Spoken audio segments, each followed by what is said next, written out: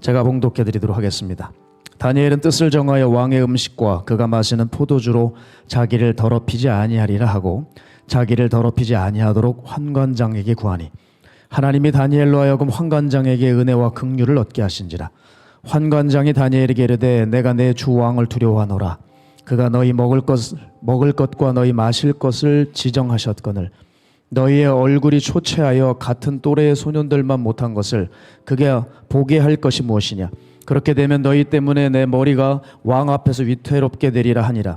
환관장이 다니엘과 하나냐와 미사엘과 아사랴를 감독하게 한 자에게 다니엘이 말하되 청하오니 당신의 종들을 열흘 동안 시험하여 채식을 주어 먹게 하고 물을 주어 마시게 한 후에 당신 앞에서 우리의 얼굴과 왕의 음식을 먹는 소년들의 얼굴을 비교하여 보아서 당신이 보는 대로 종들에게 행하소서 하매 그가 그들의 말을 따라 열흘 동안 시험하더니 열흘 후에 그들의 얼굴이 더욱 아름답고 살이 더욱 윤택하여 왕의 음식을 먹는 다른 소년들보다 더 좋아 보인지라. 아멘. 여러분, 제가 신문 1면에 대서특필한 기사가 있었습니다. 지지난주의 기사였는데 국정원이 발표를 했더라고요. 그간 우리나라 사회에서 지금 찬반 논란이 심각하게 대두돼서 사회에 혼란을 주었던 그 특정 사건에 대해 북한이 국내 공조 세력에게 계속 반대를 지속하라고 하는 지령이 내려왔다는 사실이 발견되었습니다. 제가 그 신문 기사를 보면서 참 놀랐어요. 야, 이념이 얼마나 무서운지 대한민국에 살면서도 북한의 말 한마디에 꼼짝없이 동조하는 일들이 비일비재하게 지금 일어나고 있습니다. 예전에는 암암리에 은닉하면서 수면 아래에 있었다면 이제는 아예 수면 위로 올라와서 대놓고 활동하는 모습들이 포착되고 있는 거죠. 참으로 속상한 일이 아닐 수 없는데요. 그러나 부인할 수 없는 사실 한 가지가 있습니다. 그것은 바로 이념은 영향력을 가지고 있다는 것입니다. 대체 이념이 무엇이길래 그토록 많은 사람들의 생각과 마음을 훔쳐서 거기에 인생을 바치게 하냐는 거예요. 어떤 각오를 불사하더라도 시행하고 마는 그 이념은 정말 무시무시한 영향력을 가지고 있습니다. 그러면서 심각하게 제게 고민이 되었던 바는 이념보다 더 강한 것이, 확실한 것이 복음인데 이 복음은 현장에서 마치 영향력이 없는 것처럼 느껴질 때가 많다는 것이죠. 저는 그 원인이 무엇일까 생각해 봤는데 저는 한 가지를 찾았습니다. 그것은 복음의 사람들이 적기 때문입니다. 반면에 이념의 경우는 달라요. 이념의 사람들은 넘쳐나서 결의가 대단하고 삶을 헌신하고 목숨까지 바치려고 하는 의지가 곳곳에서 드러나서 그 이념은 사람들이 많이 선동당하고 따라간다는 거죠.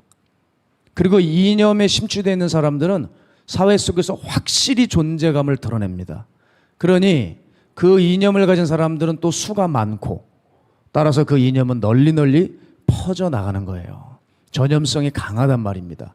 그러나 복음의 사람들은 찾아보기가 어렵습니다.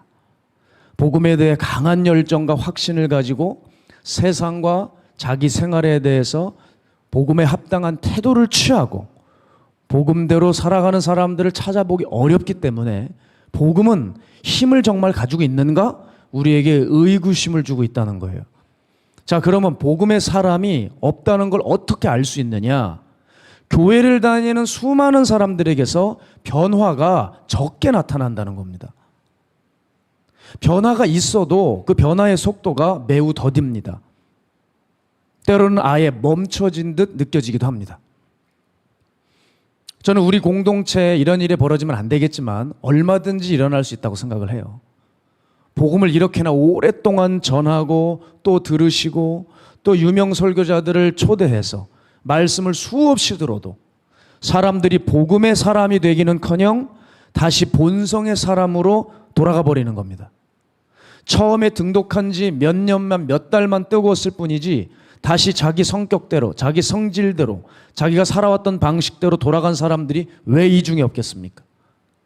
이게 정말 심각한 문제라는 거예요.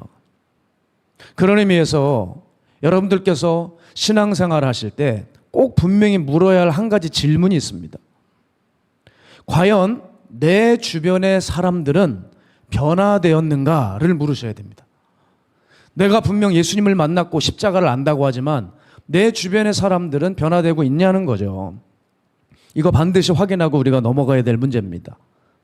왜냐하면 나를 만난, 자칭 변화되었다고 하는 나를 만난 주변 사람들의 변화는 없고 조금도 영향을 주지 못하고 있고, 심지어 나를 만났는데도 불구하고 더 나빠지고 옛날로 돌아가고 있다면 지금 나의 믿음과 내가 보이는 이 열정에 의문을 제기해야 된다는 것이죠. 저는 지난주 금요 집회 때 아무 생각 없이 신앙생활하는 것에 대해 영적 질병이라고 규정을 했습니다. 그래서 우리가 이제는 신앙생활함에 있어서 목적을 가지고 신앙생활을 하자. 예수님을 닮아가고자 하는 일생의 목적을 가지고 제대로 생각하며 신앙생활하자고 외쳤습니다. 왜냐하면 신앙생활에는 반드시 목적이 따라야 되는데 목적이 없기 때문에 그 수많은 날들을 교회를 왔다 갔다 했어도 달라지는 것이 아무것도 없는 거예요. 여러분은 신앙생활에 어떤 목적을 가지고 계세요?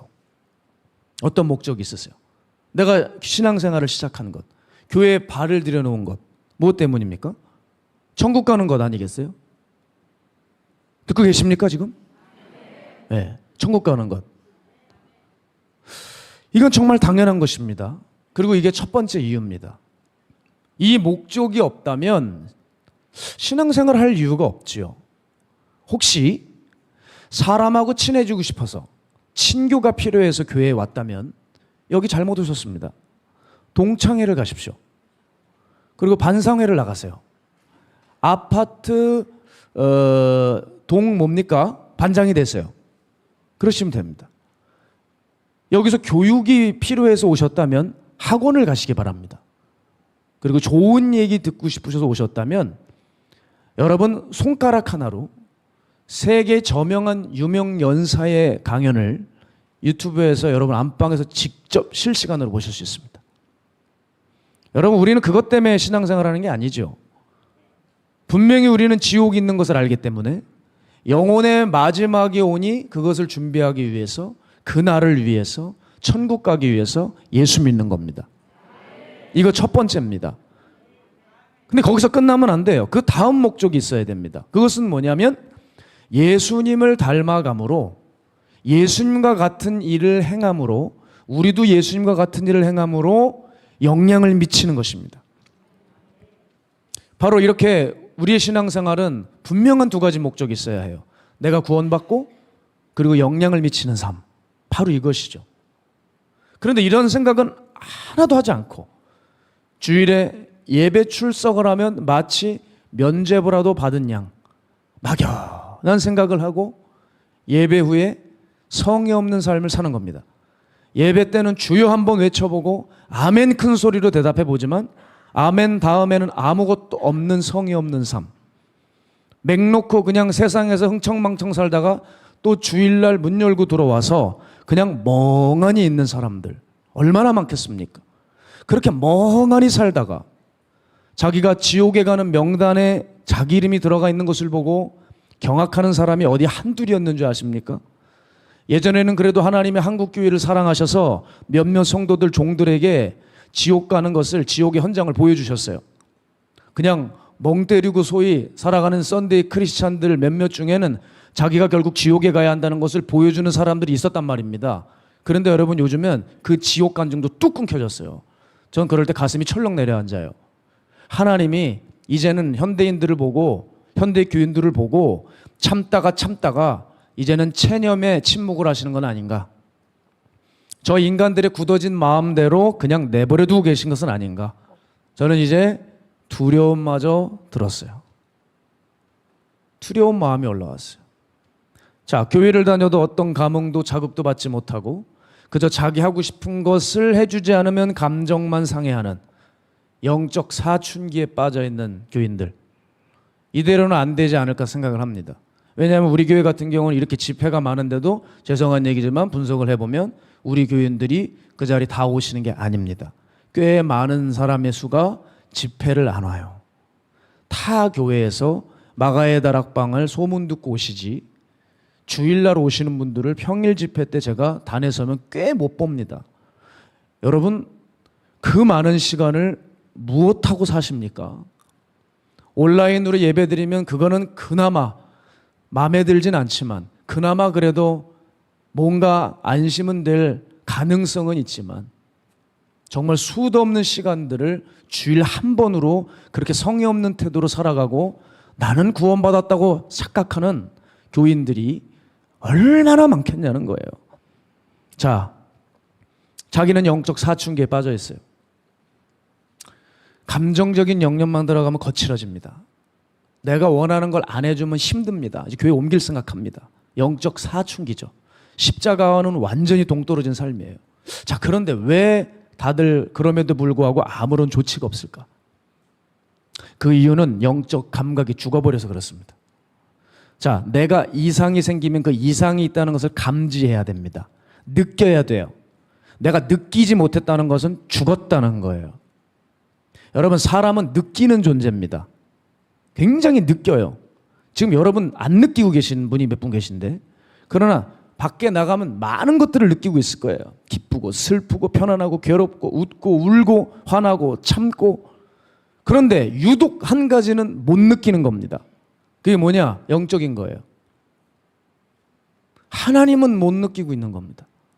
모든 욕구는 살아서 발동하고 있는데 우리에게 영적 욕구는 일어나질 않습니다. 그럼 여러분은 영적으로 죽은 거예요. 제가 쉽게 말씀드릴게요. 저는 몇 주 전부터 굉장히 당기는 음식이 있었어요. 뭘 먹어도 그게 계속 생각나고 그거 한 그릇만 먹으면 좋겠다 한 게 있었어요. 그게 뭐냐? 들깨 삼계탕이에요. 야, 어쩜 몸이 정확하게 그 메뉴를 얘기해요. 제가 오랫동안 먹지 못하다가 드디어 어제 제가 사 먹었습니다. 할렐루야. 근데 혀가 디든지 말든지 연실 퍼먹고 있는 거예요. 근데 정말 신기했습니다. 와, 지금 먹고 있는데 그렇게 눈이 밝아져요. 눈이 환해지고 힘이 이렇게 올라오는데 제가 뭐라고 설명을 해야 될지 모르겠어요. 갑자기 세상이 밝아져요. 제가 우려되는 게 있는데 여러분 저 먹었습니다. 네? 정말 괜찮아요. 또 갑자기 사무실에 삼계탕이 이렇게 막 쌓여있고 그러시면 안 돼요. 다 버려야 돼요. 먹지도 못하고. 여러분 저 먹었습니다. 신경 안 쓰셔도 됩니다. 여러분, 왜 제 몸에서 이런 욕구가 올라왔을까요? 제 몸이 살아있기 때문이에요. 그래서 살고자 하는 욕구를 뭐 메뉴까지 정해주는 거예요.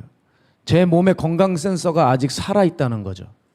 그런데 건강을 다 잃어버리고 죽을 때가 된 사람은 먹고 싶은 것도 없고 좋은 거를 넣어줘도 효과도 없어요.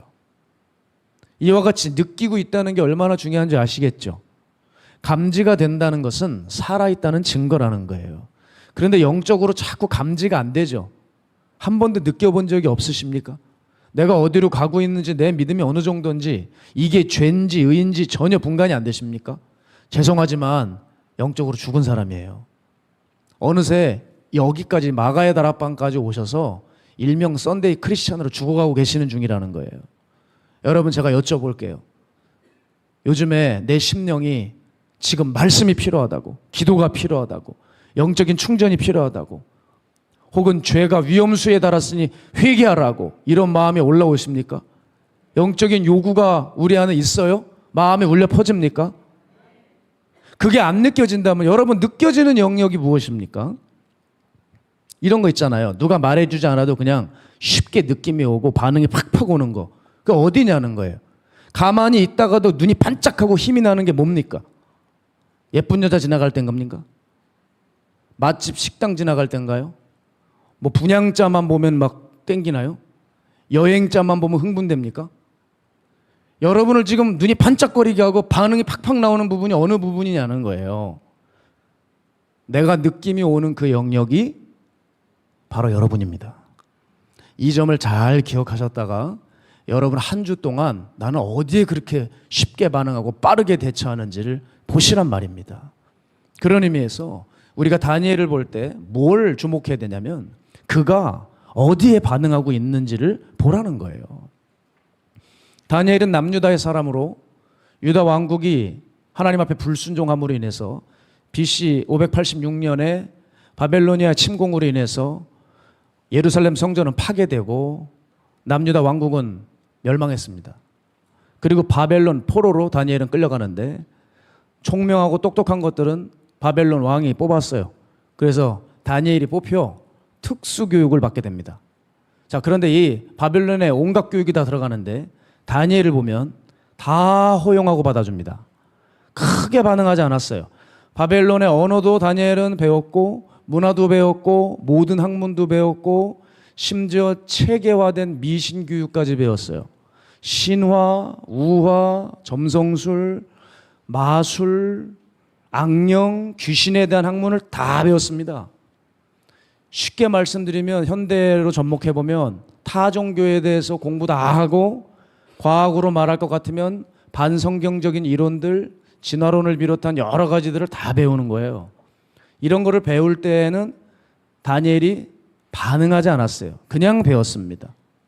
사실 우리도 보면 학교 다닐 때 다 도덕 윤리 시간에 타종교에 대해서 배우고 진화론도 다 배웠지 않습니까? 우리가 뭐 진화론 배울 때 저 사탄의 것들 이러지 않았지 않습니까? 그냥 배웠단 말이에요. 여러분, 왜냐하면 왜 그냥 배워야 되냐면 뭘 알아야 그들과 논쟁도 하고 이겨먹죠. 그렇지 않아요? 저쪽 세계도 공부를 해야지 되는 거죠. 아무것도 모르는데 어떻게 이기겠어요? 심지어 이단교리도 알아야 기독교의 우월성을 증명하지 않겠습니까? 마찬가지로 다니엘은 그냥 배웠어요. 그리고 이름도 바벨론화로 되었습니다. 마치 일제시대에 창씨개명을 당한 거예요. 다니엘의 이름에서 뭐로 바뀌었냐면 벨드사살로 바뀌었어요. 벨드사살이 뭔지 아세요? 벨이 바로 그 신의 바벨론의 신 우상의 이름입니다. 뭐라 그러냐면 그 벨이 그의 생명을 보호하리라 이런 뜻이거든요. 아니 하나님을 믿는 사람이 자기 이름을 바꿔가지고 벨이 나를 보호한대요. 그런데 다니엘을 보면 그때도 가만히 있었어요. 그때 당시 사람들이 벨드사살아 그러면은 저 자식 사살해버려 이러지 않았단 말이에요. 그냥 가만히 들었어요. 그래 왜? 그네들 문화에 따라 이름 짓는 거 그냥 받아들였습니다. 그런데 다니엘이 분명 한 가지는 절대 허용을 안 됐어요. 눈이 갑자기 개슴츠레 뜨고 있다가 눈이 갑자기 번쩍거리면서 반응하기 시작했어요. 그게 뭔지 아세요? 하나님의 말씀과 관계된 부분이었어요. 왕의 음식과 포도주가 내려오는데 왕이 3년 동안 그 총명한 소년들을 이걸 먹이면서 키우겠다는 거예요. 그때 다니엘의 눈이 번뜩이고 강하게 거부하기 시작했어요. 왜냐하면 왕의 음식에는 돼지고기, 말고기 이런 것들이 포함되어 있었어요. 그런데 이런 고기는 율법에 의하면 레위기 조항에 절대 이것을 금하고 있습니다. 그러니까 눈이 번뜩이고 강하게 거부하는 거예요. 그리고 포도주도 자기가 거부했다고 합니다. 그런데 율법에 보면 포도주를 금하는 것은 일반인들에게 아니라 나실인에게만 금하고 있었죠. 그런데도 다니엘은 포도주도 거부해버렸어요. 왜냐? 어린 도니엘의 눈에 술로 자기 인생 망치는 사람들, 타락한 사람들, 그 어른들, 술을 쾌락의 도구로 삼아 그만 눈이 흐려지고 인생이 흐려지는 것을 너무 많이 보은 겁니다. 그래서 나는 하나님의 자녀로서 절제할 것이다. 난 거룩할 것이다. 그래서 거부한 거예요. 여러분, 말고기, 돼지고기가 오면 여러분 같으면 어떻게 했습니까? 아이, 골라 먹으면 되지 뭐 안 먹으면 되잖아. 이렇게 생각하잖아요. 다니엘은 아닌 거예요. 부정된 것이 그 식탁에 올라있는 순간 그 식탁 전체가 부정한 것이라고 보고 이건 하나님의 말씀에 어긋난 것이다. 이건 분명히 어긋난 것이다 하면서 바로 반응이 보여지는 거예요. 그래서 자기를 교육했던 영재들을 교육했던 환관장에게 뭐라고 얘기하냐면 나에게 물과 채소만 달라 그랬던 거예요. 그래서 물과 채소만 구했다라고 하는 그 말이 성경에 나오는데 여기서 구했다라고 하는 동사는 아주 간절한 탄원의 의미를 가지고 있어요. 그러니까 물과 채소를 달라는 거는 그래도 내가 하나님 믿는 사람인데 그래야 하지 않을까? 이게 아니에요. 마음이 막 들끓어 주체를 못해서 나는 절대 먹지 않습니다 하면서 의지를 강력하게 보이며 물과 채소만 달라고 간절히 얘기했다는 거예요. 자, 그리고 또한 다니엘이 왕의 산의 진미를 거부한 이유는 유다 왕국이 무너지는 것을 보고 사람들은 이런 인식을 가졌을 수도 있을 거라고 생각을 했습니다. 마치 하나님이 저 바벨론의 실 벨에게 패한 것처럼 사람들이 생각하는 게 다니엘은 너무 자존심이 상하고 싫은 거예요. 왜냐하면 다니엘에게는 여전히 살아계신 하나님이신 거예요. 그래서 다니엘은 분명하게 말하는 겁니다. 저 왕의 졌다는 음식이 내 생명을 유지하는 것이 아니라 살아계신 하나님이 내 생명의 주관자이시다. 이것에 대한 굳건한 믿음을 가지고 그걸 보여준 겁니다. 봐라, 나 저딴 거 안 먹어도 나 정말 하나님께서 살리신다. 나 정말 건강해질 수 있다. 분명한 믿음이 있었던 것이죠. 그때 환관장이 만류합니다. 야, 안 된다. 니네가 그렇게 했다가 만약에 너 잘못되면은 나 죽어. 나 왕한테 죽어. 그때 다니엘이 뭐라 그럽니까? Listen carefully. 잘 들어보세요. 물과 채소가 우리가 먹는데 딱 10일만 주세요. 내가 10일 동안 물과 채소만 먹고 살아볼 테니 그때 우리를 보고 그때 판단하세요. 10일만 줘보세요. 하면서 10일 동안 물과 채소만 먹는데 이게 웬일입니까? 왕의 산의 진미를 먹는 사람들보다 더 얼굴이 아름다워지고 살이 찌고 윤택해진 거예요. 그때 환관장이 이제 안심을 하면서 물과 채식을 계속 줬어요. 근데 여러분 보세요. 몇 년 동안이라고 그랬죠? 3년이라고요. 여러분 요즘 애들이 얼마나 먹는 것에 울고 웃습니까? 그죠? 소년이었다고요. 청소년 같은 애들이 굶겨 보세요. 예? 얼마나 힘들어요. 예? 우리 아들 빼고. 얘는 잘 먹질 않아가지고 아주 금식의 달인이 될 것 같아. 보통은 여러분 얼마나 먹고 싶어 합니까? 근데 이 다니엘 보세요. 물과 채식으로 3년을 버티는 거예요.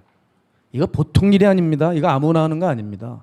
그가 얼마나 하나님에 대해서 철저했는지 보여주는 겁니다. 그때 하나님의 은혜가 내리는데 9절 보면 환관장으로부터 은혜와 긍휼을 입게 하셨다는 거예요. 환관장이 다니엘과 그 세 친구를 잘 봐서 주목하고 돌봐주었다는 거예요. 자, 여러분, 다니엘은 다 허용해 주었지만 한 가지는 절대 바꾸지 못했어요. 그게 뭡니까? 내면의 본질이에요. 중심에서 하나님 사랑하는 마음은 그 어떤 것도 바꿀 수가 없었어요. 그건 용납이 안 되는 거예요. 그래, 바벨론 학문, 언어, 문화 다 배워줄게. 그래, 이름도 갈아치워라. 그런데 말씀에 어긋나는 건 절대 안 된다. 신앙은 한치의 양보도 없다. 이런 절대적인 믿음이 있었던 것이죠. 자, 다니엘의 이런 행동은 결코 즉흥적인 것이 아니고 일시적인 것이 아니고 상황에 따라 나온 게 아닙니다. 다니엘의 이런 행동은 그의 마음 중심에서 터져나온 것이고 내면의 힘에서 터져나오는 삶이었던 것이에요. 신앙의 핵심이 바로 여기 있습니다. 여러분, 신앙은 껍데기가 아니라 내면의 변화인 것입니다. 다니엘을 보세요. 껍데기는 신경도 안 썼어요. 근데 본질을 건드리려고 하니까 눈이 뒤집히는 거예요. 그런데 우리는 어떻습니까? 반대 아닙니까? 껍데기를 건들면 열받아해요. 내 이름을, 내 가족을, 내 공부를, 내 지위를, 내 위치를 건들면 열불이 나고 헐뜯고 싸우려고 달려드는 거예요. 그러나 내면은요, 얼마든지 양보해버려요. 믿음은요, 하나님에 대한 것은요, 신앙은요, 얼마든지 경우에 따라 양보할 수 있는 부분이 되는 거예요. 이렇게 겉이 중요하고 허우대가 중요하고 체면이 중요하고 보이는 게 중요한 사람, 이런 사람은 안 바뀐 사람입니다. 이런 사람들이 비일비재하기 때문에 복음의 영향력은 미미한 것이죠. 이 사람들은 가짜입니다. 겉에서는 신앙인인데 속은 아니에요. 이것은 주님 보시기에 이중적인 죄가 부과되기 때문에 이들은 지옥의 유황 냄새가 많이 나는 사람입니다. 그래서 바울은 로마서 2장 28절에서 29절에 보면 세 번역에 이렇게 나와 있죠. 겉모양으로 유대 사람이라고 해서 유대 사람이 아니요, 겉모양으로 살갗에 할례를 받았다고 해서 할례가 아닙니다. 오히려 속 사람으로 유대 사람인 이가 유대 사람이며 율법의 조문을 따라서 받는 할례가 아니라 성령으로 마음에 받는 할례가 참 할례입니다. 이런 사람은 사람에게서가 아니라 하나님에게서 칭찬을 받습니다. 아멘, 아멘. 그런 의미에서 저는 정말 이해할 수 없는 교인류가 있습니다. 속은 건드리지 않고 겉만 인정해주면 좋아하는 사람들입니다. 그 교인이 어떤 죄를 짓고 있든지 마음에 어떤 귀신의 역사가 있든지 말든지 그런 거는 언급도 하지 말아야 하고 그냥 지금 수고해야 한다 하고 뭔가 좀 열심히 있으면 손잡아주고 다독거려주고 당신 잘한다고 아는 체 해주고 겉만 인정해주면 만사오케이인 사람들이 있어요. 가짜입니다, 여러분. 가짜예요. 진짜들은 이렇지 않아요. 잘하고 있어도 사역이 대박이 나도 열매가 있어도 진짜들은 날마다 자신을 하나님의 기준과 저울에 달아보기 때문에 사람의 인정 따위 귀 기울이지 않습니다. 항상 자기 속을 궁금해합니다. 나 정말 잘 가고 있나? 나 정말 내 속에는 죄가 없나? 나 혹시 버림받은 것은 아닌가? 속 사람이 중요해서 이것을 주목하는 사람이에요. 겉으로 대접받는 것을 원하는 사람들이 아니라 속이 중요해. 속이 잘못되었다고 해서 교정받으면 기뻐하는 사람, 훈계를 너그러이 받을 수 있는 사람, 하나님이 이 사람을 찾으시고 이 진짜를 쓰신다는 것이에요. 제가 지난 금요철야 때도 악인에 대해서 언급했습니다. 누가 악인이냐? 여러분 어렵게 생각하지 마세요. 자기 주장이 강하고 훈계를 싫어하는 사람이 잠언은 악인이다 라고 얘기했어요. 자, 훈계를 싫어합니다. 그러니 이런 바탕의 사람들은 항상 겉으로 보이기에 힘쓰지요. 내가 맞다고 날마다 주장하지요. 남이 알아주기를 원하고 나 지적하는 소리가 들리면 못 견뎌합니다. 그리고 입버릇처럼 자꾸 상처받았다고 얘기해요. 왜 상처를 받을까요? 사람에게 신경을 쓰니까 자꾸 상처 얘기가 나오는 거죠. 하나님 앞에서 살아가면 사람이 뭐라고 하면 기울여지지 않아요. 괜찮아요. 주님만 나에 대해서 뭐라 하시는지가 중요해요. 이들은 남몰래 은밀한 중에 보신다는 하나님과는 매우 거리가 먼 사람들입니다. 이 사람들은 하나님의 스타일이 아닙니다. 마귀의 스타일입니다. 사람의 스타일입니다. 이 사람들은 절대 은밀히 일을 못합니다. 그러다 보니 뭔가 겉은 신앙인인데 이렇게 보면 어색한 느낌이 들어요. 기도하는 것도 어색하고 분주하고 말하는 것도 어색하고 웃고 있는 것도 어색하고 모든 행동과 모습이 어색해요. 전 실제로 많이 보았습니다. 왜? 자기 본 모습이 드러날까 봐 엄청 덕지덕지 가리고 있어요. 그러니 어색하게 이를 데가 없죠. 그렇죠? 그렇지 않겠습니까? 여러분, 몸이 형편이 없고 몸매가 형편이 없는데 그 사람이 아주 그냥 막 이렇게 높은 뾰족 구두를 신고 그냥 꽉 조이는 코르셋을 입고 뒤뚱뒤뚱 댄다 걸어간다고 생각해 보세요. 얼마나 보기 민망하고 어색합니까? 꼭 이런 거예요. 어울리지 않는 옷을 입고 어색하게 걸어가는 중견 여성들 같다 이 말입니다. 그러나 여러분, 진짜는 정말 성도는 자연스러움이 있어요. 기도도 자연스럽고 교제도 자연스럽고 사역도 자연스럽고 뭔가 자연스럽고 매끄러워요. 예를 들어 드릴까요? 성경의 바리새의 기도를 보세요. 그리고 세리의 기도를 보세요. 이게 바로 전형적인 그 모습입니다. 누가복음 18장 10절에서 13절 제가 읽어드리죠. 두 사람이 기도하러 성전에 올라가니 하나는 바리새인이요 하나는 세리라. 바리새인은 서서 따로 기도하여 이르되 하나님이여 나는 다른 사람들 곧 토색, 불의, 간음을 하는 자들과 같지 아니하고 이 세리와도 같지 아니함을 감사하나이다. 나는 일해에 2번씩 금식하고 또 소득에 11조를 드리나이다 하고 세리는 멀리 서서 감히 눈을 들어 하늘을 쳐다도 보지도 못하고 다만 가슴을 치며 이르되 하나님이여 불쌍히 여기소서 나는 죄인이로소이다 하였느니라. 누가 진짜 기도를 드렸느냐라고 주님 물으시죠. 자, 여러분 바리새의 기도 어떻습니까? 어색하지 않나요? 분명 목소리에 힘이 엄청 들어가 있었을 거예요. 뭔가 좀 자연스럽지 않죠? 기도를 하긴 하는데 이게 기도하는 것 같지가 않은 거예요. 그러나 세리의 기도를 보세요. 자기가 죄인임을 고백하고 그의 기도는 너무 자연스럽습니다. 매끄럽습니다. 정말 기도하는 것 같아요. 그렇죠? 자기가 죄가 있다고 하고 고백하는 이 사람, 죄인에게는 자연스러운 거죠. 죄인이 죄인답게 기도하고 있잖아요. 이게 얼마나 자연스러운 일입니까? 그러나 바리새는 죄인인데도 의인인 것처럼 구니 얼마나 역겹고 어색하냐 이 말이에요. 뭔가 부자연스럽고 껄끄럽습니다. 제가 볼 때는 구멍난 바가지인데 꼭 고급천으로 가려놓은 것 같아요. 달라질 게 있습니까? 시간 지나면 물 새고 다 터져버리는 것이죠. 우리는 이제 물어봐야 돼요. 내 내면에는 뭐가 들어가 있는지. 예수님은 분명히 말씀하셨습니다. 겉이 너를 더럽게 하는 게 아니라 네 내면에 있는 것이 너를 더럽게 하고 의롭게 여기고 한다. 따라서 우리의 변화는 껍데기에 있지 않고 내면에 있습니다.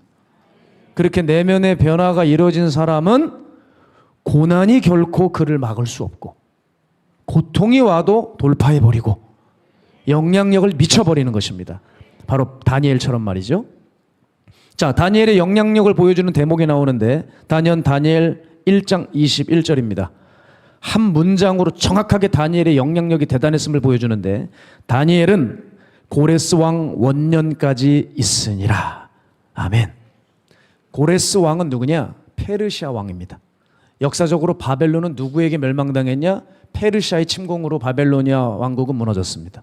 자, 그럼 보세요. 다니엘이 페르시아 제국에서도 일했대요. 엄청난 거 아닙니까? 그의 영향력이. 바벨론의 느부갓네살 왕, 그리고 벨사살 왕, 그리고 이제 페르시아 침공으로 인해서 바벨론이 멸망하고 페르시아 왕인 고레스가 등극하면서 이 고레스 때도 간부로 일했다는 거예요. 그리고 보세요. 참 놀라운 게 다니엘의 나라를 무너뜨린 바벨론의 제국보다 다니엘이 오래 살았습니다. 다니엘의 나이 그 당시 80이었어요. 고레스 왕 때 80이었습니다. 그 당시 사람의 수명이 40에서 50이었는데 다니엘은 꽤 오래 살았죠. 그것은 무슨 걸 의미합니까? 오랫동안 살아 끊임없이 영향을 미쳤던 것을 보여주는 거죠. 그 무시무시하고 대단했던 바벨론의 권세도 다니엘보다 오래가지 못했습니다. 여러분, 우리는 뭘 배울 수 있습니까? 이 하나님에 대해서 분명한 확신과 뜻을 정한 다니엘이 얼마나 강한 영향을 미쳤는가를 보고 있는 거예요. 이제 우리도 마찬가지입니다. 우리가 복음의 사람이 되고자 한다면 우리는 다니엘을 통해서 한 가지 배워야 돼요. 다니엘이 무엇으로 그렇게 영향을 미쳤는지요. 그건 뭐냐면 그가 껍데기보다 내면을 중시 여겼다는 것이고 그는 신앙의 본질만큼은 절대 양보가 없고 타협이 없고 건드릴 수 없었다는 거예요. 따라서 여러분, 믿음은 본디 타협이 없는 거예요. 이것만 지켜도 영향을 미칩니다. 잠깐 핍박이 오고 어려움이 와도요, 여러분, 그 믿음은 결국 이깁니다. 믿음이 이기네, 믿음이 이기네, 주 예수를 믿음이 온 세상 이기네. 우리가 부른 찬양의 가사처럼 요한일서 5장 4절 마찬가지죠. 무릇 하나님께로부터 난 자마다 세상을 이기느니라. 세상을 이기는 승리는 이것이니 우리의 믿음이니라. 사랑하는 성도 여러분, 그렇습니다.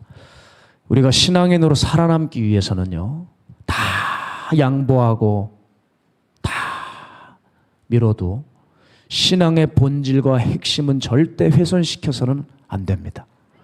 그 신앙에 대해서는 강한 반응이 일어나야 돼요. 심장이 펄떡펄떡 뛰고 내 세포까지 일어나 반응할 수 있는 진정한 내면이 변화된 복음의 사람이 되기 위해 오늘도 내일도 훈련해야 됩니다. 그런 의미에서 이 얘기하고 말씀을 좀 정리하죠.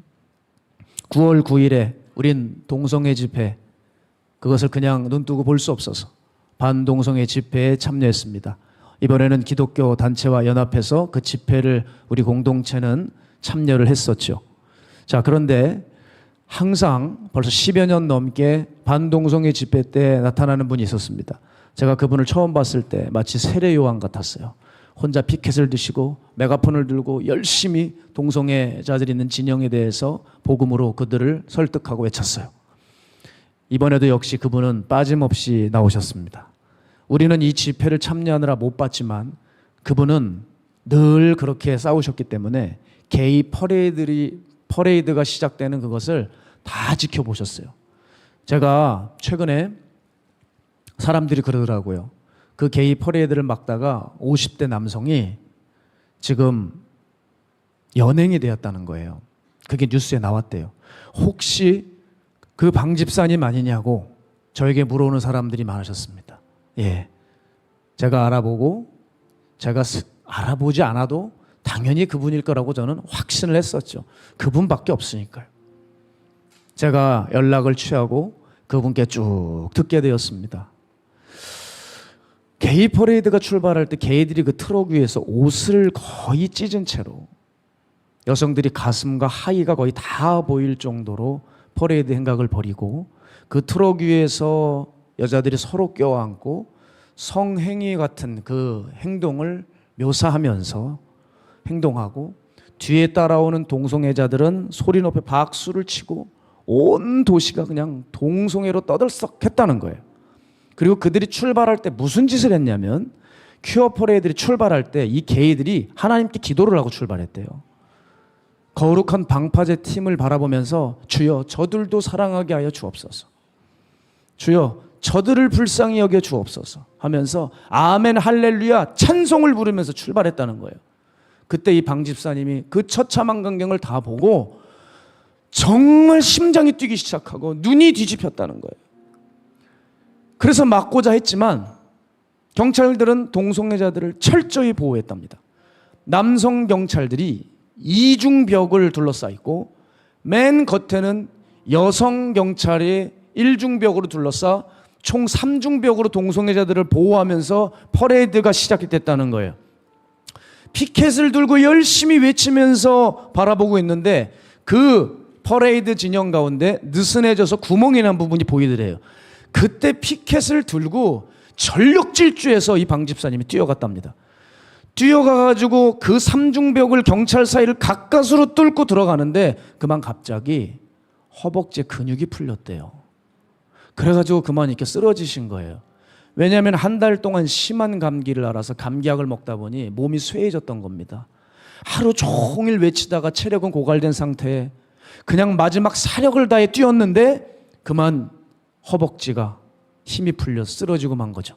그런데 쓰러지면서 사람이 여러분 앞에 있는 사람과 부딪혔답니다. 근데 여러분 부딪힐 때 사람이 반사적으로 손이 가지 않겠어요? 근데 그 사람이 누구였냐면 앞에 있는 사람이 레즈비언 여자였다는 거예요. 그래서 아마 자기를 강제 추행했다 해서 고소를 한 모양이에요. 방 집사님은 그렇게 허벅지에 힘이 풀려 쓰러졌고 눕자마자 동성애는 안 된다고 외치고 이 동성애는 하나님의 창조 질서를 방해하는 독버섯입니다 외치고 그렇게 기도하며 외쳤는데 너무 몸이 쇠해서 이젠 더 이상 목소리도 나오질 않더래요. 그냥 쇠 소리 냄새 그 목소리만 계속 이렇게 나더랍니다.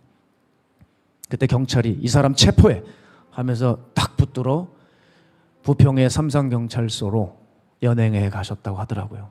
그래서 이제 형사 두 명, 네 명이 왔다 갔다 하면서 자기를 조사하기 시작하는데 아주 죄인 취급하면서 그렇게 엄하게 다루더래요. 그리고 어떤 한 형사가 이제 딱 앉아서 자기를 취조하고 조서를 꾸미는데 뭐라 그러냐면 이 방 집사님 그러시더라고요. 자기를 계속 현장에서부터 쫓아왔던 형사가 자기를 그렇게 조소를 하는데 마음의 성령님께서 네 간증을 해봐 라고 하더래요. 네 간증을 해봐. 형사는 물었대요. 당신 왜 이렇게 했느냐? 왜 강제추행했느냐? 생각해 보세요. 내가 넘어졌는데 그렇게 갑자기 넘어졌는데 제가 무슨 여자를 추행하려고 손을 뻗었겠습니까? 본능적으로 팔이 나간 것이죠. 형사가 다 끄떡끄떡거리면서 이해를 하더래요. 당신은 어떻게 근데 이렇게 됐느냐? 어떻게 신앙생활하게 됐냐 묻더래요. 그래서 설명했대요. 나는 마장동 터미널의 동네 깡패였습니다. 그런데 제가 범죄하며 많은 교도소 생활을 하게 되었는데 그때 교도소에서 불렀던 그 찬양이 그렇게 눈물이 나고 여차저차 자기의 간증을 이렇게 얘기할 때 그 형사가 가만히 듣더래요. 그리고 쭉 듣고 나오는데 정말 감사한 일이 있었대요.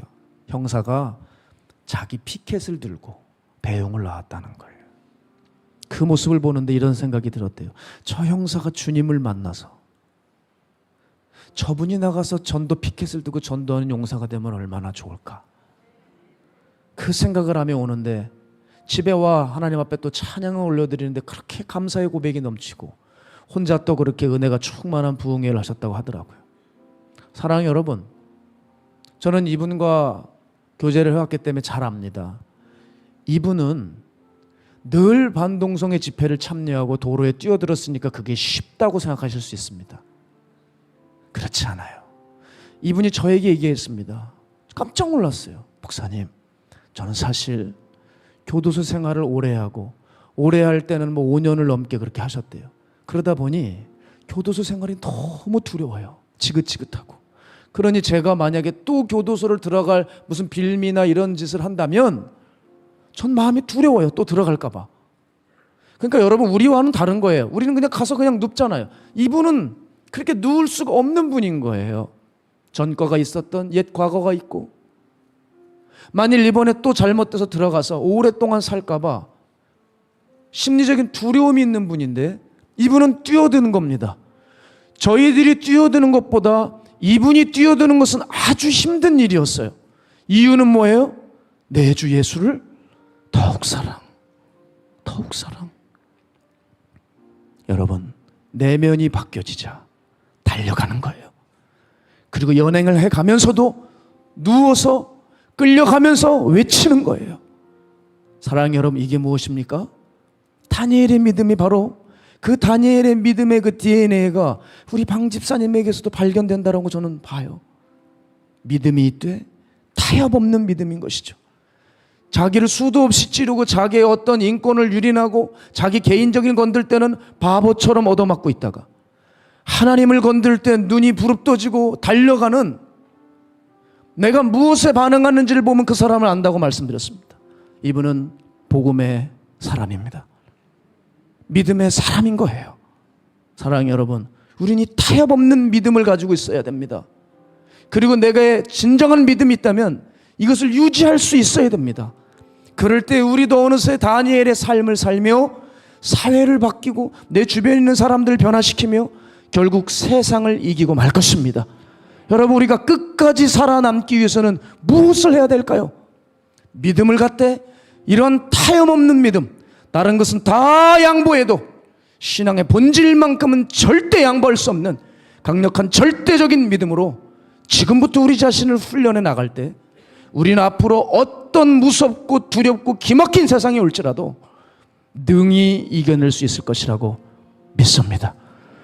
바로 이것을 오늘부터 훈련하여 하나님이 결국 쓰시고야만은 가정, 성도, 우리 교회 되길 주의 이름으로 축복합니다. 우리 시간 함께 이 찬양하며 기도하도록 하겠습니다. 봉헌하며 나아갈까요? 세상 흔들리고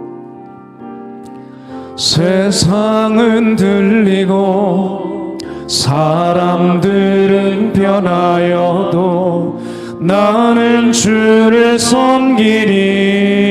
주님의 사랑은 영원히 변하지 않네. 나는 주를 신뢰해. 세상은 흔들리고 사람들은 변하여도 나는 주를 섬기리. 주님의 사랑은 영원히 변하지 않네. 나는 주를 신뢰해. 우리 고백할까요? 오직 믿음으로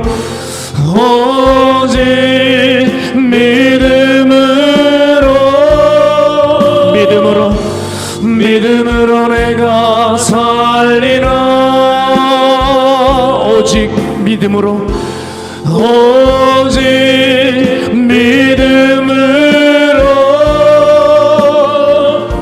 그 믿음으로 내가 살리라.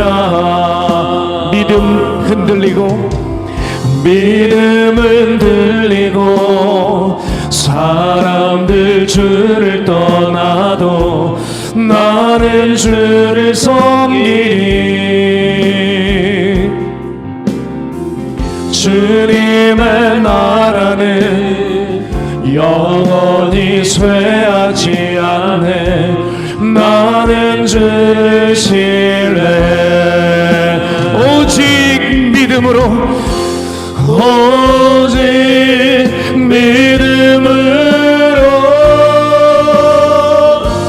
믿음으로 내가 살리라. 오직 믿음으로, 오직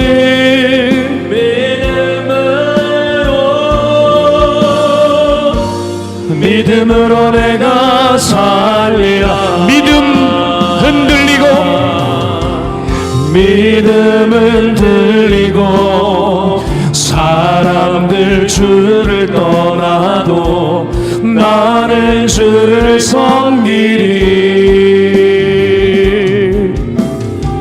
주님의 나라는 영원히 쇠하지 않네. 나는 주를 신뢰. 오직 의인은 할렐루야. 오직 의인은 믿음으로 말미암아 살리라. 오직 의인은, 오직 의인은 믿음으로 말미암아 살리라.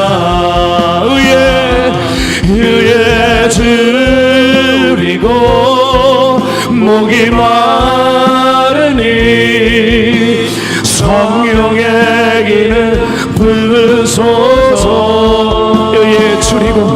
의에 줄이고 목이 마르니 내 잔을 채워 주. 우리 마지막으로 의에 줄이고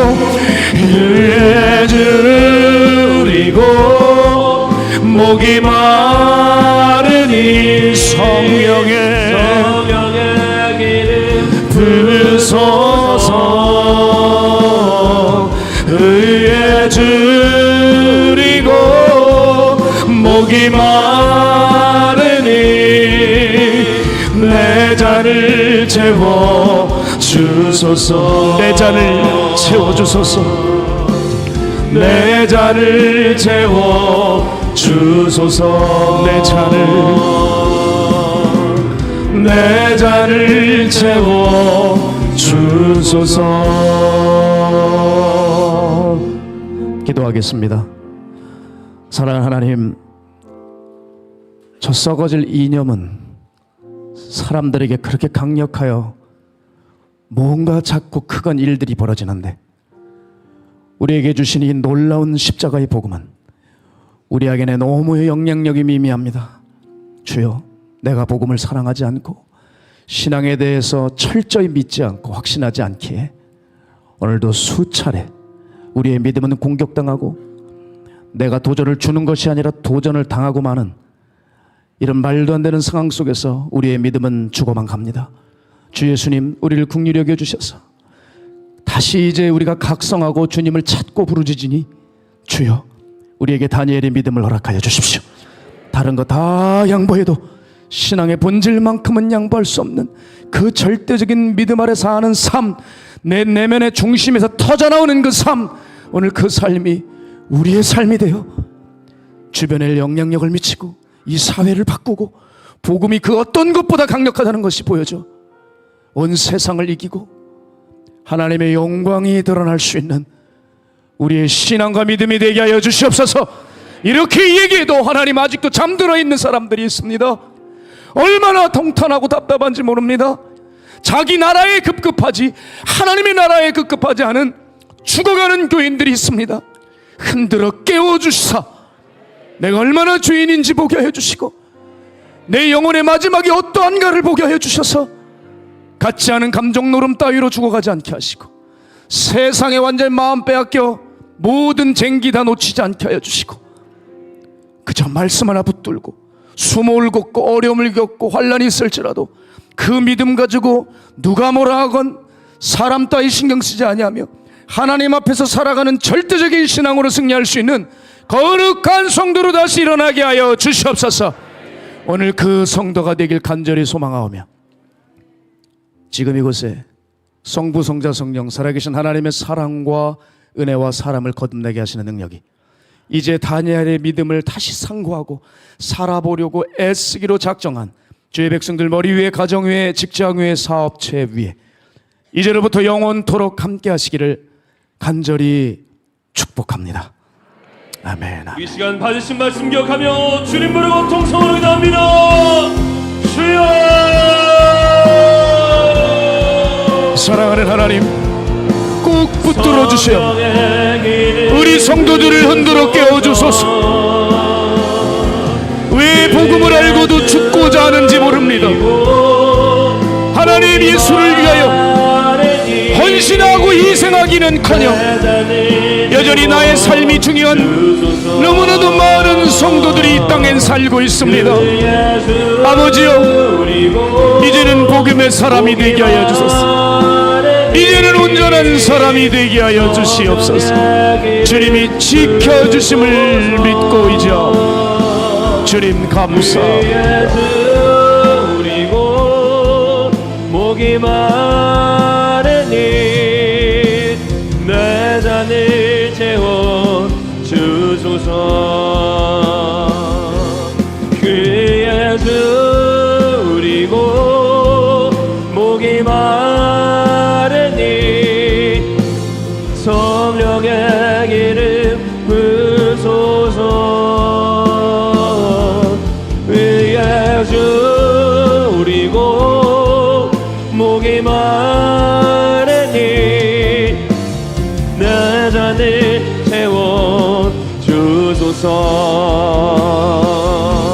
귀에 줄이고 목이 마르니 성령의 기름 부소서. 귀에 줄이고 목이 마르니 내 잔을 채워 주소서. 이곳을 지나소서. 이곳을 비추소서. 내 안에 묻어졌던 모든 소망 다 회복하리니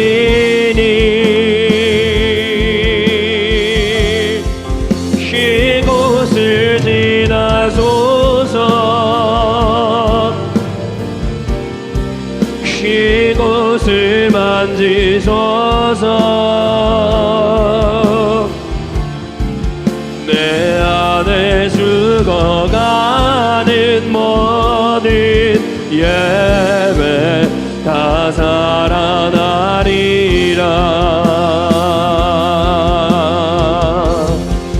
이곳을 덮으소서. 이곳을 비추소서. 내 안에 묻어졌던 모든 소망 다 회복하리니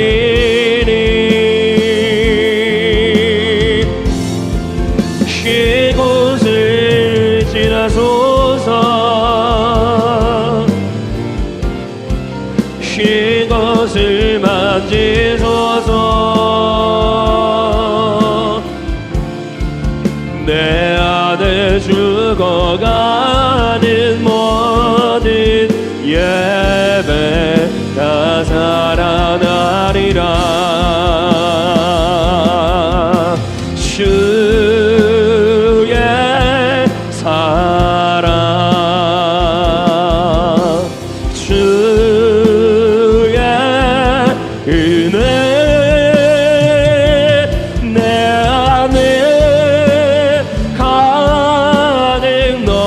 넘치니 나 부족함 없으리 나의 마음 나의 영혼 거룩한 사랑을 누리며 주의 길을 걸으리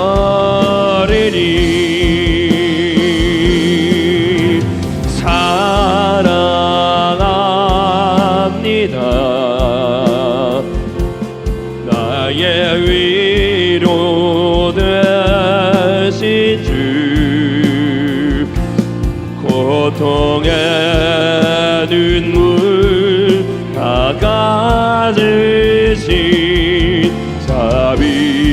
자비하신 아버지 찬송합니다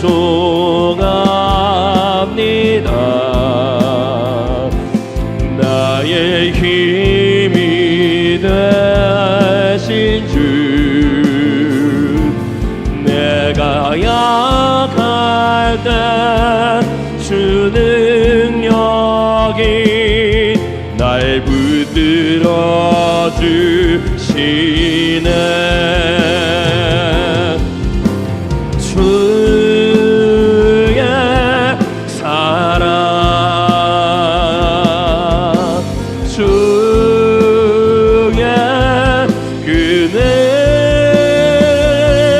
내 안에 가득 넘치니 나 부족함 없으리 나의 마음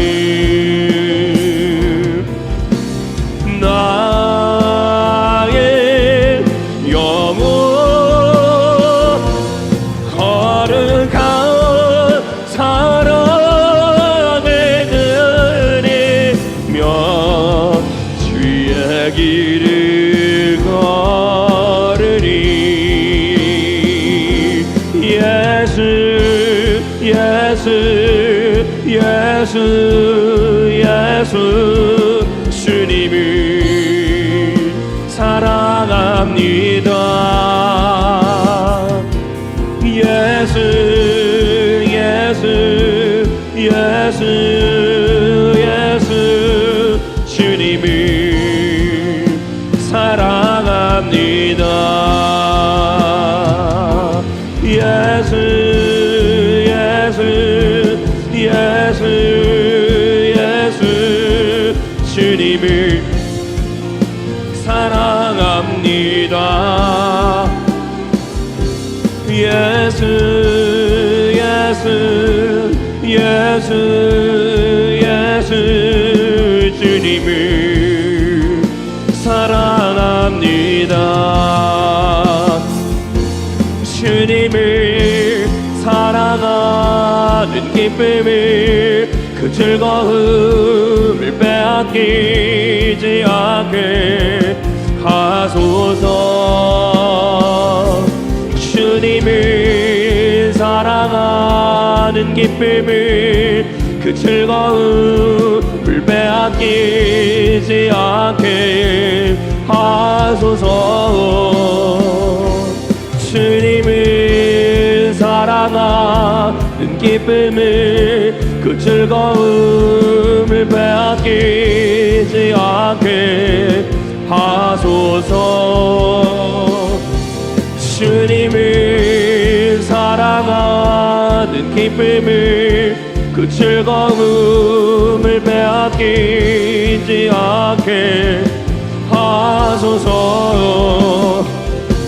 예수 예수 예수 예수 주님을 사랑합니다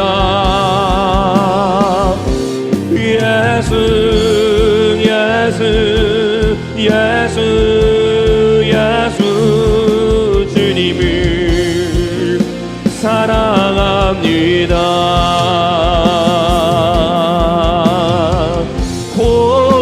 호산나 호산나 어서 오소서.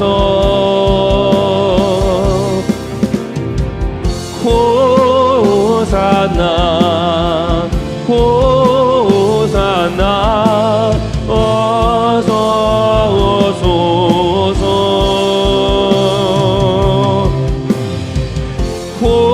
호산나 호산나 어서 오소서. 주님 호산나 호산나 어서 오소서.